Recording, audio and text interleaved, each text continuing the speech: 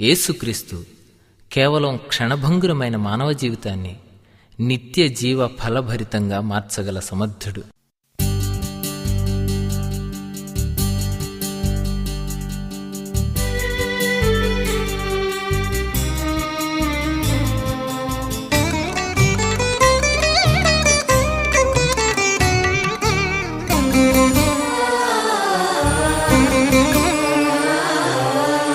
కొంతసేపు కనబడి అంతలోనే మాయమయ్యే ఆవిరి వంటిది రాయి జీవితం. లోకాన కాదేది శాశ్వతం. కొంతసేపు కనబడి అంతలోనే మాయమయ్యే ఆవిరి వంటిది రాయి జీవితం. లోకాన కాదేది శాశ్వతం.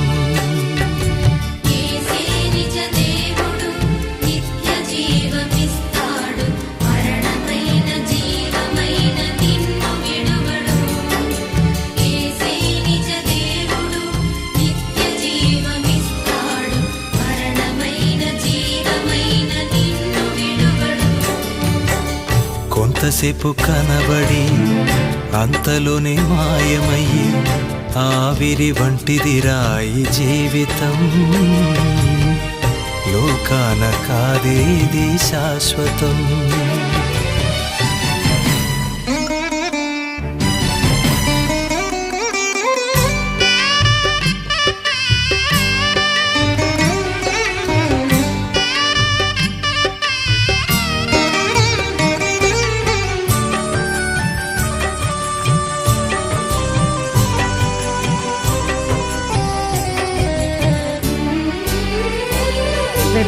ఎదురవుతారెందరో నీ పయనంలో, నిలిచేది ఎందరూ నీ అక్కరలో.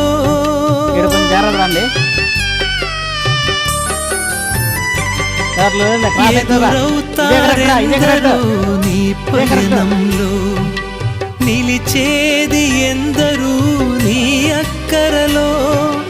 వచ్చేదెవరు నీతో మరణము వరకు, వచ్చేదెవరు నీతో మరణము వరకు, ఇచ్చేదెవరు ఆపై నిత్య జీవము నీకు.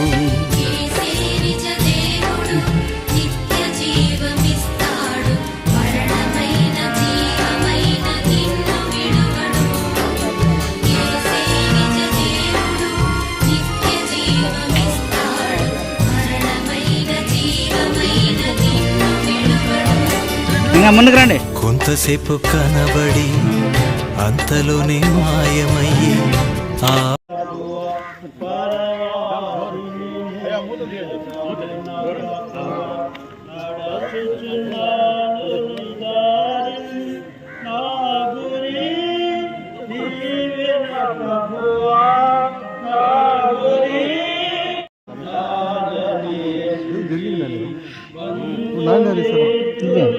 చేపట్టుకుని సంబంధం ఏమబ్బా.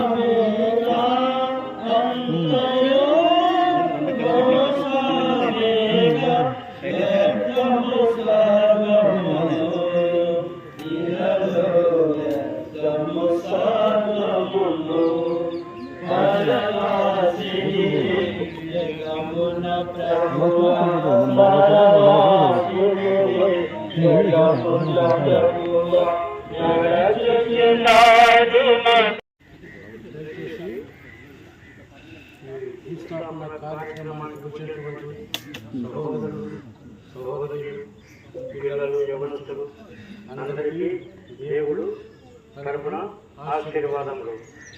ఈ క్రీడలు శర్మని భూస్థాపన కార్యక్రమం నుండి భూలోకములో క్రైస్తవ యూనిటీకి తప్ప ఇతర యూనిటీకి అంత చేయడానికి ఘనత మహిమ లేదు. ఎందుకంటే బైబిల్ శ్రేష్టమైనటువంటి బుక్ అన్నమాట.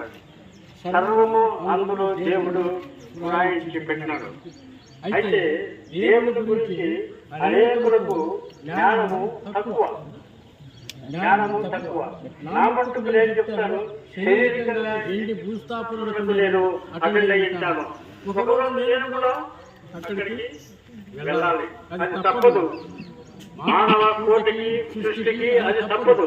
ఎంత మహానీయుడైనా, ఎంత డాక్టర్లైనా, ఎంత గొప్పవారైనా పరిశుద్ధ గ్రంథములో చెప్పినట్లు, దేవుడు చెప్పినట్లు ఒక తూరి మురికి పొందవలసిందే, మురికి పొందవలసిందే. ఎందుకనగా ప్రతి మానవుడు కూడా దేవుని చేత సృష్టించబడినాడు. ఈ శరీరము భౌతికమైనది, భూసంబంధమైన ఆహారం తిని పెరిగిన శరీరముది. అంతరంగములో, హృదయములో దేవుడు ఇచ్చినటువంటి మిషన్. హృదయము ఆయన ఎవరు సృష్టించాడంటే దేవుడు సృష్టించినాడు, మానవుడు కాదు. దాని గురించి ఏ పరమ వైద్యునికి తెలియదు, గ్రహించలేడు. అయితే దేవుడిగా ఆలోచింపచేస్తా ఉన్నాడు, ఆలోచింపచేస్తా ఉన్నాడు. అందరూ తెలుసుకోవాలి. ముఖ్యంగా ఈరోజు ఈ సమయం మనము మరియమ్మ గారి భూస్థాపన కార్యక్రమానికి వచ్చినామంటే ఒక తూరి మనము మన భూస్థాపన గురించి మనము ఆలోచన చేయాలి, ఆలోచన చేయాలి, గ్రహించాలి. నిజంగా చెప్పాలంటే మరియమ్మ గారు, ఐదేవి గారు ఆత్మీయంగా, శారీరకంగా దేవుడు ఎంత భక్తి శ్రద్ధలు మమ్మల్ని కలిగి జీవించినారో అది నాకు చాలా తెలుసు. అది నాకు బాగా తెలుసు అన్నమాట. ఎందుకంటే పూర్వపు విశ్వాసంగా భక్తి సమాజం ఎక్కడ ఉంది అని సోదరుడు కె నాగేశ్వరరావు రైల్వే స్టేషన్ అడిగి తెలుసుకొని అక్కడికి వచ్చేవారు. దంపతులు ఇద్దరు సామాన్యమైనటువంటి జీవితము, భక్తి, విశ్వాసము, నమ్రత, నెమ్మది అవపరిచేటువంటి కుటుంబం. మరియమ్మకైతే నిజంగా అక్కడ టీవీ నారాయణ సహోదరుడు ఉన్నాడు. పాప చీఫ్ షెడ్ పక్కన అక్కడ ఉండేవారన్నమాట. వాళ్ళు కలిసి దేవుడు ఏ విధంగా మహిమపడతా వచ్చున్నారు, దేవుడు ఏ విధంగా గణపరుచున్నారు, అభివృద్ధికరమైనటువంటి కార్యాల్లో పాల్గొన్నారు. అది చెబితే చాలా మందికి నమ్మరు. ఆ దినాలు, ఆ సమయాలు, ఆ వ్యక్తులు, ఆ ప్రజలు, ఆ సహవాసము, ఆ ప్రేమ, ఆ యొక్క వాక్యము నిజంగా పరలోకములో దిగినట్లే భూమి మీద కనిపించేదన్నమాట. అటువంటి వారిని దేవుడు ఏర్పరచుకున్నాడు, దేవుడు ప్రత్యేకించినాడు, దేవుడు అభిషేకించినాడు. తన నామం ఘనత కొరకు, తన నామ హెచ్చరింపు కొరకు. కనుక ప్రియమైనటువంటి సహోదరులారా, ఈ భూస్థాపన కార్యక్రమాన్ని మానవ కోటలో శ్రేష్టమైనటువంటి భూస్థాపన, శ్రేష్టత్వంతో కూడుకున్నటువంటి భూస్థాపన. ఒక తూరి మనం ఆయనతో చేస్తాము. ప్రకటనలో చెప్పినాడు 14వ అధ్యాయం 13వ వచనములో ప్రకటన, దాని గ్రంథం పేరు ప్రకటన. అది ఎవరు ప్రకటించినారంటే దేవుడు ప్రకటించినాడు, దేవుడు పలకమన్నాడు, దేవుడు చెప్పమన్నాడు. ప్రభువును వెంబడించిన వారు ధన్యులై దేవుడు ప్రకటన చేస్తున్నాడు. ఎవరా ప్రభువు, ఎవరా వ్యక్తి, ఎందుకు ఆయన వెంబడించాలా, ఆయనకు ఎందుకు మనము సమాధి చేయబడాలని ప్రకటన. ఆయనతో పాటు మనము తిరిగి లేస్తాము, సమాధి లేస్తాం. మనము ఆ సమాధిని విజయవంతం చేసేదానికి దేవుడు చెప్పినాడు. లాస్ట్ గ్రంథం, చివరి గ్రంథం ప్రకటన అని పేరు. గ్రంథం అని పెట్టారు. దేవుడు చెప్పిన ప్రకటన, మనుషుల ప్రకటన కాదు, మానవుల ప్రకటన కాదు. ఆయన చెప్పినాడు 14వ వచనంలో ఒక మాట, ఇప్పటి నుండి ప్రభువునందు మృతులందు మృతులు ధన్యులని కాదు. అనుకుంటున్నాం క్రైస్తవ మతం అంటే ఏదో హీనమైన మతం అని భావిస్తా ఉంది ప్రపంచంలో మానవుడు. రేపు దేవుడు వచ్చినప్పుడు ఆయనతో పాటు లేచి, ఆయనతో పాటు పరిపాలన, ఆయనతో పాటు జీవము, ఆయనతో పాటు సహవాసము, పరలోక సంబంధం అది, పరసంబంధమైనటువంటి పరిపాలన. అందుకే చాలా మందికి తెలియదు, నరకం అంటే తెలియదు, పరలోకం అంటే తెలియదు, ఈ లోక జీవనోపాధి అంటే తెలియదు, పరలోక జీవనోపాధి అంటే తెలియదు. ఇదే శాస్త్రంలో అనుకుంటున్నాను. అది ఎంత వ్యక్తి అయినా కూడా కన్ను మూయాల్సిందే. ఈ శరీరంలో, ఈ భౌతిక శరీరంలో లోపల జరిగేటువంటి మిషన్, హార్ట్, అని దేవుడు స్టాప్ చేసేంత వరకు మనము జీవిస్తూనే ఉంటాం. ప్రియులారా, అందుకే దేవుడు చెప్తాడు, ప్రభువునందు నిరీక్షించువాడు, ప్రభువునందు మృతి నిందినవాడు, ప్రభువునందు. ప్రియులారా, ఈ మాటలు అబద్ధము కాదు, అసత్యము కాదు. ప్రకటన గ్రంథంలో 8వ అధ్యాయంలో యోహాను భక్తుడికి నేర్పించినాడు, యోహాను నువ్వు పోయి ప్రపంచానికి తెలుగు, నా మాటలు వినిపించు, నేను పెట్టినాక ఇక్కడ పద్నాలుగు దీపములు వంటగా పెట్టినాడు, అక్కడ చనిపోతామని నీవు చనిపోవు, నా మాటలు ప్రకటించే యోహాను అని దేవుడు చెప్పినాడు అన్నమాట. ఆ యోహాను దేవుడితో కూడా రాజ్యము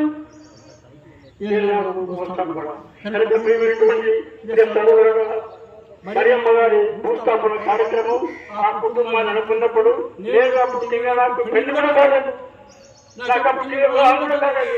రైల్వే స్టేషన్లో సోదరుడు ఐఏఎస్ సోదరుడు అక్కడ సాధువులను కలుసుకొని మాట్లాడుకునేవాడు, చీజాలు వచ్చేవాడు, నాగేశ్వరుడు ఐఏఎస్ వచ్చేవాడు.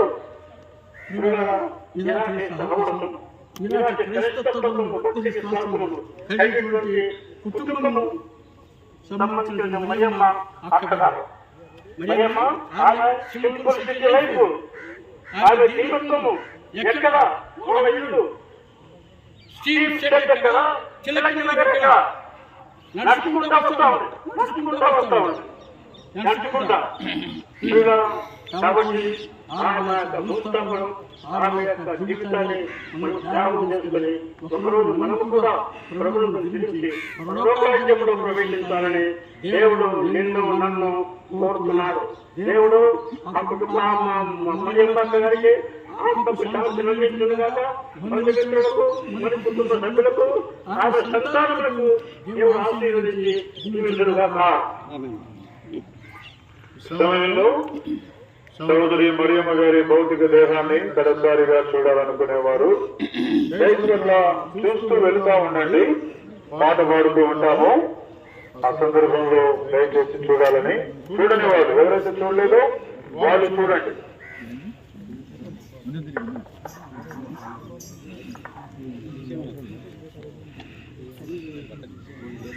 ప్రియ యేసురాజును చూసిన చాలు, మహిమలు నిలయతో చేశారు, నిత్యమైన మోక్షగృహము నందు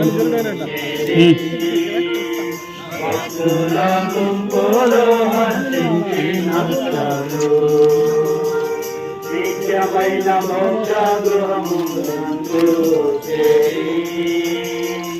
భక్తుల గుంపులో హర్షించినారు, యేసుని రక్తమందు కడగబడి వాక్యము చే నిత్యం పరచబడి, యేసుని రక్తమందు కడగబడి వాక్యం చే నిత్యం పరచబడి, నిష్కలంక పరిశుద్ధులకు నేను, నిష్కలంక పరిశుద్ధులకు నేను, బంగారు వీధులలో తిరిగేదాను, బంగారు వీధులలో తిరిగేదాను, ప్రియ యేసురాజును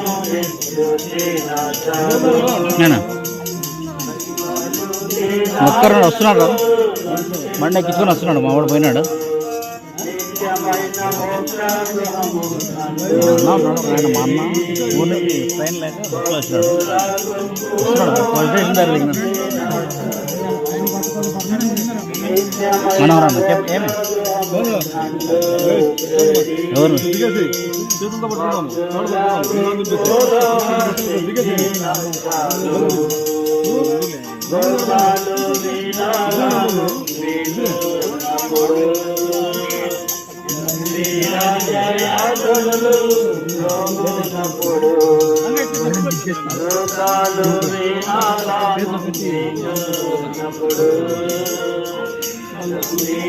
జయ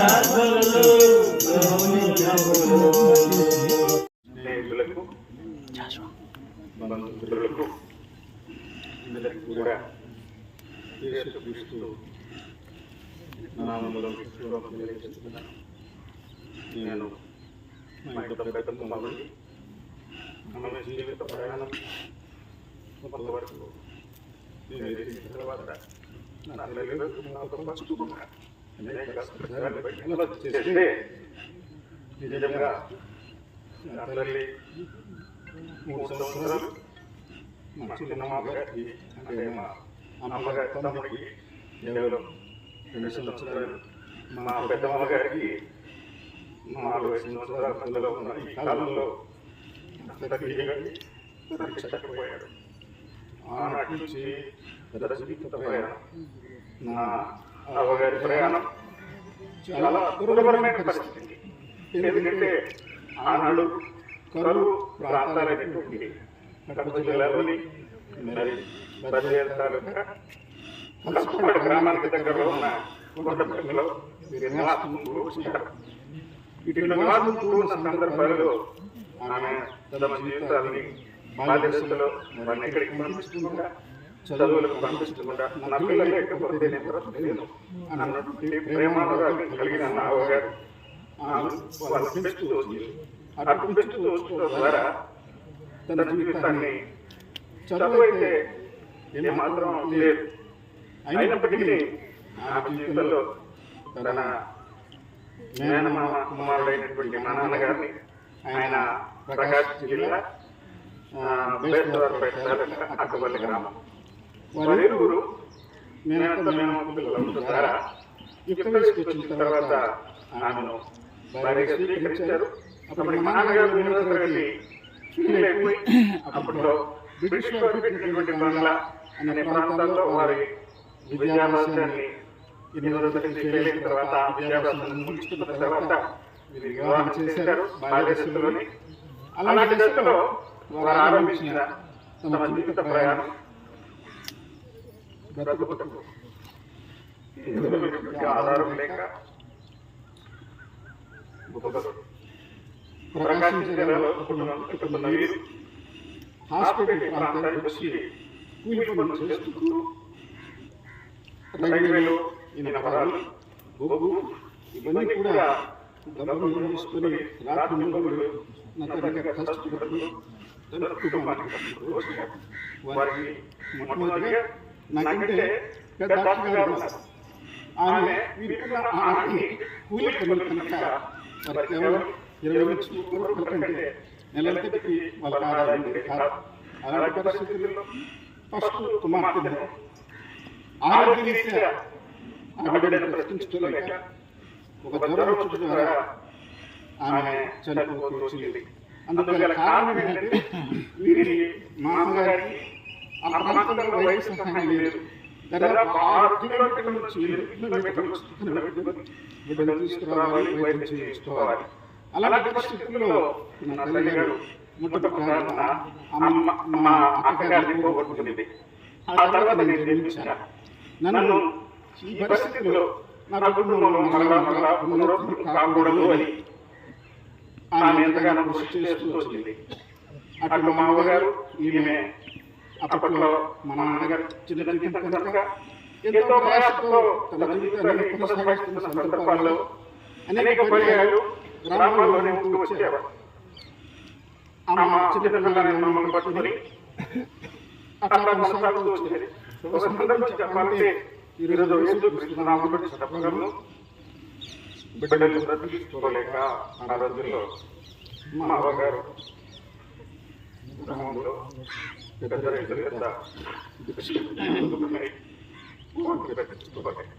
అలాంటి కష్ట పరిస్థితుల్లో చూసిన ఆ తల్లి మమ్మల్ని కన్న తర్వాత ఎంతో జాగ్రత్తగా కుటుంబాన్ని కట్టుకుంటూ వృద్ధి చేసుకుంటూ వచ్చింది. అలాంటి సందర్భంలో మరి హాస్పిటల్లో కూలి పనులు చేసుకుంటున్న వారికి ఆ రోజున 5వ తరగతి 6వ తరగతి మరి చదివినటువంటి వారికి స్కాలర్షిప్ ఉద్యోగం వస్తుందని చెప్తే మా నాన్నగారు అప్లికేషన్ వేసి స్కాలర్షిప్ ఉద్యోగం సంపాదించుకున్నాడు.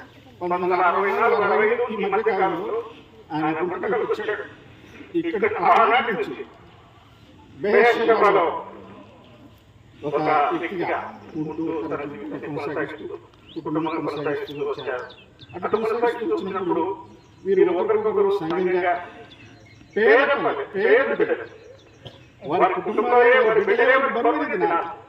అలాంటి దినాల్లోనే వారు సంఘంగా ఏర్పడి ఎంత దూరమైనా వారు కలిసి ప్రార్థనలకైతేనేమి, ఏదైనా స్వార్థ సేవకైతేనేమి, లేక వేరే పరిచయలకైతేనేమి, ఏ కార్యక్రమానికైనా అర్హతలు లేనటువంటి ఆశీర్వాదకరమైన దైవికమైనటువంటి ప్రేమానురాగలిగిన ఒక దేవుని ఆత్మ చేత మరి పలుబడి కనుక ఎలాంటి భిన్నాలు లేవు.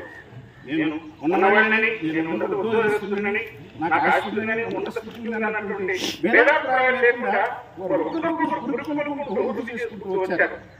అటు వృద్ధి చేసినటువంటి నా తల్లిదండ్రుల కుటుంబాలను సంఘం ఆలోచించింది. ఎన్నో విషయాలు వృద్ధి చేస్తూ వచ్చింది. అట్లా చేస్తూ ఒక వారం రాకపోయినా, ఒక రోజు రాకపోయినా వెంటనే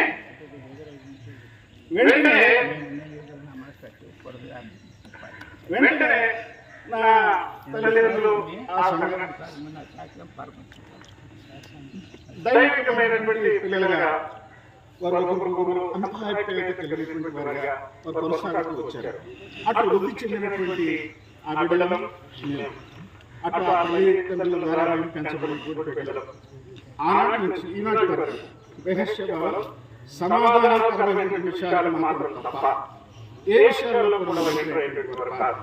ఎందుకంటే నా దేవుడు సమాధానకరమైన వాడు, నా దేవుడు ప్రేమవాడు, నా దేవుడు అన్ని విషయాల్లో ఎంతో గౌరవ స్థితిలో ఉన్న మమ్మల్ని రక్షించుకొని తన సర్వదానాల చేత మమ్మల్ని కొని మమ్మల్ని నిజమైనటువంటి ఆత్మీయ విలువలతో పెంచడానికి ఈ ఆత్మీయమైనటువంటి సంఘం మమ్మల్ని సిద్ధపరచాలని ఆనాటి నుంచి కూడా అనేక పర్యాయాలు సంఘాలలో ఎన్నో రకాల పోరాటాలు ఉన్నాయి. ఎందుకంటే ఒక రకమైనటువంటి మనస్తత్వాలు భావం కనుక భిన్నమైన మనస్తత్వాలు కలిగినటువంటి వారు కనుక ఐక్యపరచబడ్డానికి వీలు పరిస్థితుల్లో కూడా వారు కలుసుకుంటూ వచ్చారు.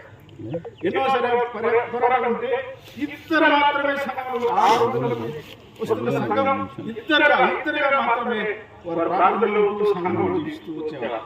అట్లా జీవితాన్ని కొనసాగించి వృద్ధి చేసుకున్నటువంటి ఆత్మీయ పిల్లలు, ప్రియమైన సహోదరి సహోదరులు, అనుకున్న పట్టుదల ఒకటే. ఆమె రక్షించబడిన మొట్టమొదటిగా నా తండ్రి కొరకు రక్షణ కొరకు 14 సంవత్సరాలు మోకాళ్ళతో పోరాటం వచ్చింది. ఆయన గుడిపెడితే వాక్యం వేసుకొని ప్రార్థనలు గడుపుతూ వచ్చేది.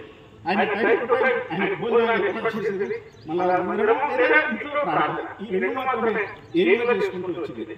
ఆయన మిగిలిన ప్రారంభాలు కాబట్టి దైవమైన మాటలు ఆధారం చేసుకుని ప్రవేశించిన విశ్వాసం ఉంచుతూ అప్పుడు నీవు నీ ఇంటి వారు రక్షణ పొందుతారు అన్న మాట ఆధారం చేసుకుని నేను రక్షణ పొందినాను, నా భర్త రక్షణ పొందలే, నా పిల్లలు రక్షణ పొందలే, నేను నిత్యంలో వెళ్తే నా పిల్లలు నరకంలో ఉండాలి, నా భర్త నరకంలో ఉండాలన్నా కూడదు, నీ మాట నెరవేర్చుకోవా.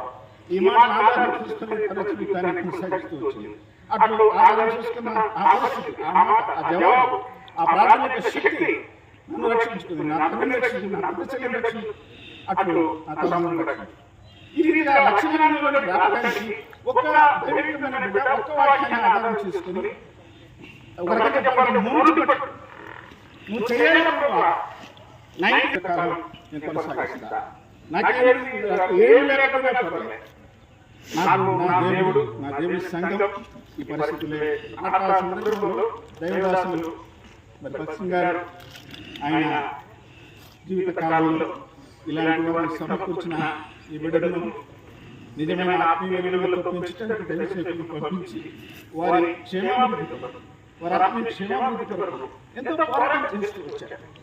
అట్లు ఆ దైవదాసులు నిష్కల్మషంగా ఒక కుల మత వర్గ భేదాలు లేకుండా ఇంత పేద ప్రజలను దగ్గర తీసుకొని జీవం కలిగిన దేవుడి మాటల చేత వీరినే ఒక జీవ విలువలుగా తీసుకొని అనేక సాక్ష్యాలుగా వారు ఎక్కడికి వెళ్ళినా భౌతికంగా మాత్రం కష్టాలుగా ఉన్నాయి, కానీ ఎవరికి వెళ్ళినా తమ జీవితంలో జరిగినటువంటి రక్షణ ఆనందాన్ని ఎంతో సంతోషంగా ఆనందంగా పంచుకుంటూ వచ్చారు. అటు పంచుకున్న వాళ్ళు మీరు అనేక పరిశీలిస్తులు ఉన్నారు. కాబట్టి దయచేసి ఎప్పుడైనా దైవమైన ప్రజలారా జీవం కలిగిన దేవుని పట్టుకున్నామంటే భౌతికమైనటువంటి ఆశీర్వాదాలు కాదు. ఒకరోజు మరణిస్తే నా ప్రభుత్వం ఇది అశాశ్వతం, ఇది నిద్ర. ఒకరోజు మనం లేస్తాం. ఎందుకంటే ప్రభుత్వం చెప్తున్నాడు, నేను చూడడం నేను ఉండలేక సమస్య చూడుతున్నాను, వస్తాను నేను మరలా. ఆ రోజు కొరకు మనం ఎదురు చూస్తున్నాం. బ్రతుకుంటే ఎత్తబడతారు, మృతులు మొట్టమొదటి లేవుతారు, తర్వాత మనం లేస్తాం. మనం ఆయన పిండబెట్టుకోవడం అలాంటి ఆత్మీయమైన స్థిరమైన జీవమైన మాటల చేత మనల్ని మనం కట్టుకుని ఆశీర్వాదాలు పొందాలని ఆశిస్తూ ఈ కొద్ది మాటలు దేవుని మహిమలుగా ఆశీర్వదించుకొని కోరుతున్నాను.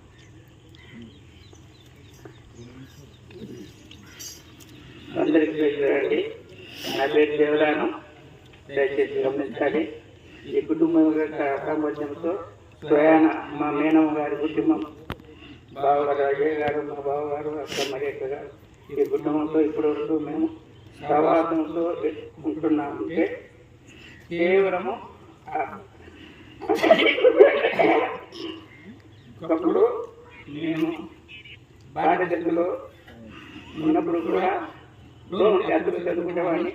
ఉద్యోగంగా నేను మిగిలివాడిని, మాజీ సైనికుడిని. ఈ గుంటకల్లో వస్తున్నప్పుడు 1989లో కచ్చిపూజమైన తల్లి చేసేటప్పుడు ఇక్కడ నుంచి బొంబాయి నుంచి వచ్చేటప్పుడు ఈ గుంటకల్లో వస్తుండేవాడిని. ఆ సమయంలో అక్కడ చెప్పేవారు, ఆయన నువ్వు అక్కడ ఉన్నవారు, నువ్వు ప్రార్థన చేసుకుంటావా, చేసుకుంటున్నా కరెక్ట్ చేసుకుంటున్నావు, ఇట్లా చేసుకుంటున్నాక ఏదో రోగం వ్యాధులు ఉన్నప్పుడు విధంగా చేసుకుంటూ అంటే అక్కడ నీకు ఒక బైబిల్ ఇస్తాను, ఆ బైబిల్ చదువుకుంటూ నువ్వు నలుగురులాగా నువ్వు మందిరానికి వస్తుంటే నీకు అలవాటు అవుతుందంటే ఆమె ఉద్దేశం నుంచి సైన్యంతో సాహసంతో మారు మనసు గురించి రక్షణ వాక్యంగా అమ్మని ఆయన ఉద్దేశం. అయితే నాకు ఈ రక్షణ వాక్యం అనేది నాకు తెలియదు, మారు మనసు తెలియదు. అయినప్పటికీ ఆమె నేను వస్తుపోయినప్పుడు ఖచ్చితంగా నన్ను దిగమనేది ఉంటుంది. ఒక రోజంతా ఉన్న తర్వాత నాకు ఇదే ఆమె క్లాసు బైబిల్ చేసుకోవాలి, ఆమె అన్ని చదువు కూడా లేదు, నాట్యం చెప్తుంది, నేను చేస్తూ ఉండు. ఆ విధంగా పరిచయం అంటే గుడి నాన్న రేపు ఆధారం అన్నది. నేను నాకు 3 గంటల నుంచి కూర్చుంటారు, అలా నాకు చెప్పారు. నేను అంటే ఆ విధంగా నడుపుతూ నేను ఒక మిలిటరీ వాడిని అంటే బహుశా అందరికీ తెలుసు. మహా దిగారిన కొన్ని ప్రవర్తనలు ఉంటాయంటే డ్రింకింగ్ ఉంటుంది. అటువంటి డ్రింకులకు కూడా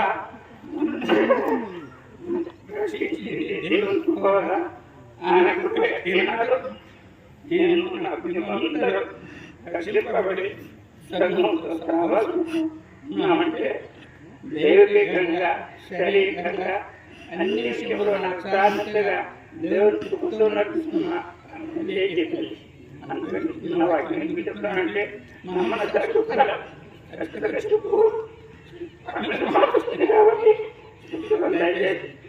ఎంత వారైనా ఘోర భగవానైనా కానీ దేవుని మీద నమ్మి ఉంటే వాళ్ళు ఖచ్చితంగా మార్చుకుంటారు, రక్షణ భాగ్యపడతారు.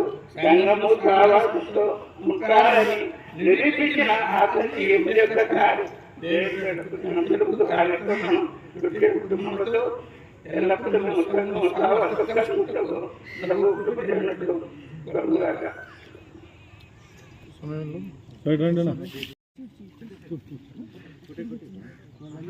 చూడన్నా జాస్వన్న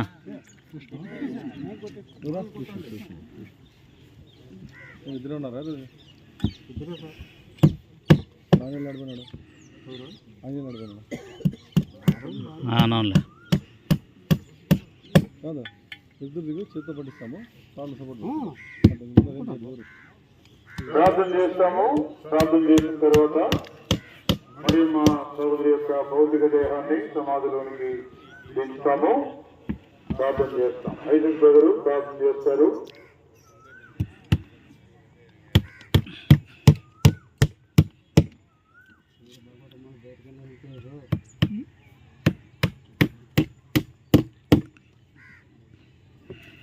ప్రార్థన. ప్రభువుల మా పరలోకపు తండ్రి, మహాగణుడు అయినటువంటి గొప్ప దేవ, మీ అత్యున్నతమైనటువంటి నామమును బట్టి మిమ్మల్ని స్తుతిస్తున్నాం. మా ప్రియులు దాసులు ఐజాంకుల్ని మరి నాటిని మీరు జ్ఞాపకం చేసుకొని మీ అనాది సంకల్పము చొప్పున, మీ దయా సంకల్పము చొప్పున ప్రభు వారిని మీరు ప్రేమించి రక్షించుకొని విమోచించుకొని ఈ శ్రేష్టమైనటువంటి రక్షణ భాగ్యము క్రైస్తవ జీవితాన్ని మీరు అనుగ్రహించినటువంటి తండ్రి, మిమ్మల్ని స్తుతిస్తూ ఉంటున్నాం. అంత మాత్రమే కాదు ప్రభు, శ్రేష్టమైనటువంటి ఈ సంఘ ప్రత్యక్షతలోనికి వారిని నడిపించి వారు ఆత్మీయంగా మరి జీవించడానికి ఆత్మీయమైనటువంటి మాదిరి ఎలాగ ఉంటుందో, తండ్రి శాంతి సమాధానంతో కూడినటువంటి క్రైస్తవ జీవితం ఎలాంటిదో మరి ప్రత్యక్షపరిచినటువంటి కుటుంబంగా తండ్రి మీ దాఖలను కూడా మీరు బలపరుస్తూ వచ్చారు తండ్రి. ఇందుకు స్తోత్రాలు. ఇలాగున్న తండ్రి క్రైస్తవ మాదిరిని వారు మాకు ఉంచి వెళ్ళారు. ఇందుని బట్టి మేము స్తుతిస్తున్నాం. వారి లేని లోటు కుటుంబానికే కాదు సంఘానికి కూడా లోటే ప్రభావ కనుక తండ్రి మరి ఆ లోటును మీరే పూర్తి చేసేటువంటి దేవుడు. కుటుంబంలోనే తండ్రి మరి కుమారులు కుమార్తెలు నాయన మరి కోడళ్ళు మనవళ్ళు మనవరాలు వారందరినీ కూడా మీరు ఆదరించండి. వచ్చిన బంధువులు కూడా ఆదరించండి. నిరాశలు లేని లోటు కుటుంబానికి మీరు తీర్చమని ఆశిస్తున్నాము తండ్రి. ఒకరి తల్లి మోకాల మీద ఎత్తుకొని ఆడించినట్లుగా ఎత్తులేములైనా నేను మిమ్మల్ని ఆదరిస్తాను అని మీరు సెలవిచ్చారు. కాబట్టి ప్రభా ఏ మందిరంలో వారు నెమ్మది పొందుతూ వచ్చారు, ఏ మందిరం ద్వారా వారు బలపరచబడుతూ వచ్చారు, ఏ మందిరం ద్వారా ఏ సవాసం ద్వారా వారు స్థిరపరచబడుతూ వచ్చారు, ఒక మాదిరి కనపరిచారు, అక్కడే నేను మీరు ఆదరిస్తానని సెలవిచ్చారు. కాబట్టి ప్రభా ఆ లోటును మీరే పూర్తి చేసి కుటుంబాన్ని ఆదరించము, బలపరు. ముందున్న కార్యక్రమాన్ని కూడా దీవెనకరంగా మార్చి మీరే మహింపొందమని ఒక దినాన ఈ దాఖలతో మేము కలుసుకుంటామంటే ఒక నిరీక్షణ క్రీస్తు ప్రభువులో మాకు ఇచ్చారు. కాబట్టి ఆ గొప్ప నిరీక్షణతో నా తండ్రి నీ రాష్ట్రాన్ని నా తండ్రి మట్టి మనగా అభివృద్ధిస్తుండగా మీరే నా తండ్రి ఆ నిరీక్షణతో ప్రతి వారిని మీరే స్థిరపరచండి తండ్రి. ఇంకా ఎవరైతే రక్షణ పొందలేదో, మారుమనసు పొందలేదో, పాపక్షమాపణ పొందలేదో ప్రతి వారి కొరకు కూడా యేసుక్రీస్తు వారు రక్తము గార్చి మరణించి సమాజపడి తిరిగి లేచినటువంటి దేవుడని విశ్వసించి జీవితాలు మార్చబడి నిత్యత్వానికి సిద్ధపడినట్టుగా ప్రతి వారిని కూడా బలపరచండి. ఈ మరణము నా తండ్రి ఒక నిరీక్షణ జ్ఞాపకం చేస్తూ ఉంది, నిత్యత్వం ఉన్నది అని జ్ఞాపకం చేస్తూ ఉన్నది, క్రైస్తవ జీవితం ద్వారా మోక్షం ఉందని జ్ఞాపకం చేస్తూ ఉంటుండగా అటు నిరీక్షణతో మన కుటుంబము మరి ఇంకా రక్షణ మారుమనసు పాపక్షమాపణ పొందినటువంటి వారు అలాగే రక్షణ పొందుతూ కొరకే కార్యం జరిగించమని ముందున్న సమయాన్ని కూడా దీవెనకరంగా మార్చమని యేసు ప్రభువారి యొక్క పరిశుద్ధమైనటువంటి నామమున ప్రార్థించి స్తుతించి వేడుచున్నాము తండ్రి. ఆమేన్. సమయంలో సోదరి యొక్క భౌతిక దేహము బాప్తించండి, సమాధులను దించండి. జాగ్రత్తగా, తొందరపాటు ఏం లేదు, నిదానంగా దించండి.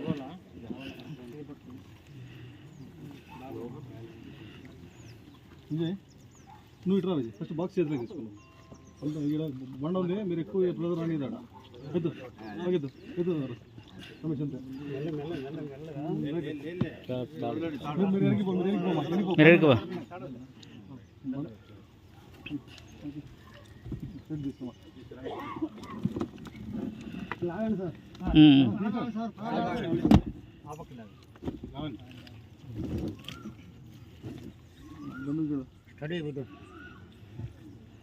కింద ఇంకో రాయబెట్టు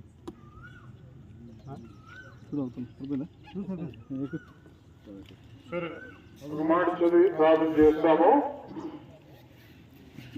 ప్రసంగి గ్రంథము 12వ అధ్యాయము 7వ వచనం చదువుకుంటాము.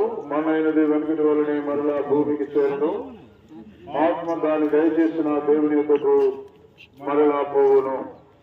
ప్రార్థన చేస్తాము.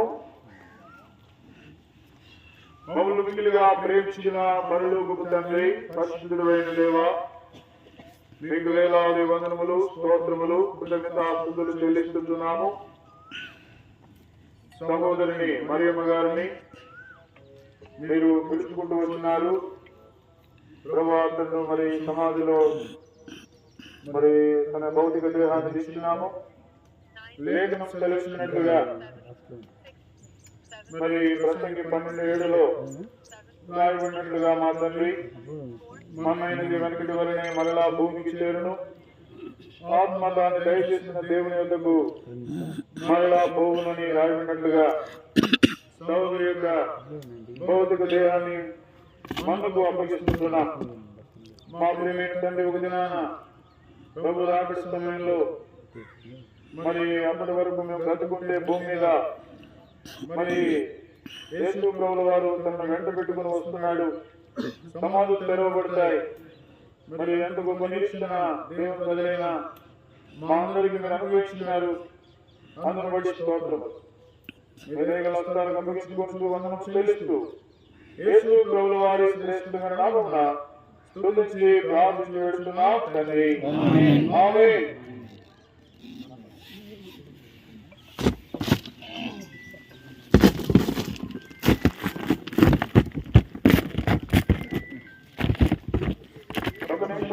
ఆశీర్వాదం గురించి తండ్రి దేవుడి ప్రేమ, మన ప్రభు అయిన యేసుక్రీస్తు వారి కృప, పరిశుద్ధాత్మ దేవుని యొక్క సన్నిధి సహవాసం మరియమ్మ గారు విడిచి వెళ్ళిన కుటుంబానికి, వారి కుమారులకు కుమార్తెలకు, మరి కోడళ్లకు అల్లుళ్లకు మనవళ్లకు మనవరాళ్లకు, రక్త సంబంధులకు బంధువులకు, మరి సంగమునకు దేవుని ప్రజలకు సదాకాలం దేవుని కృప తోడేయును గాక.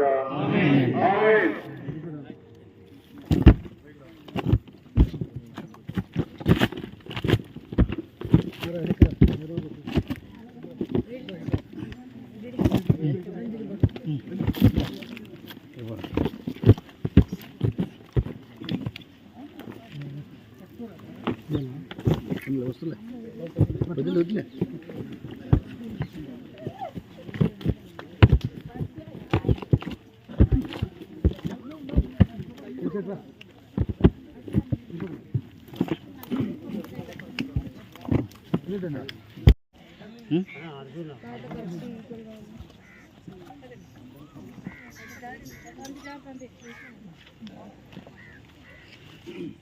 కొంచెం రాని